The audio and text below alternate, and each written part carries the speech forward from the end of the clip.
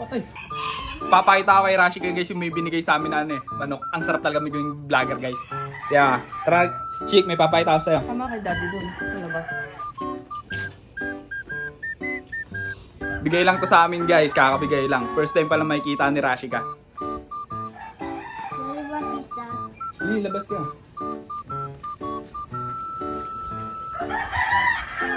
Damn! Sobrang tuwang-tuwa nga si Rashika kasi may nagbigay na naman sa amin ng bagong alaga. Hindi ko alam kung anong manok to pero sobrang laki niya. Nakikita niya nga lang ang mga video ni Rashika kaya napabilib siya. Dalawa nga tong binigay niya. May kaparis tong isang babae na halos yung laki niya. Ang sabi niya lang sa akin ako na daw bahalang magpadami sa kanila. Ang astig din ng mukha niya kasi meron siyang balbas. Meron bang nakakaalam sa inyo kung anong lahi niya? Kasi sa personal talagang sobrang laki niya. Dinabi ko nga siya sa manok kong pansabong pero yung manok ko nang liit nga. Kasi yung tangkad niya parang pampabo na. Tapos yung timbang niya halos 7 kilo na. Kaya si Rashika hirap na pag binubuhat siya.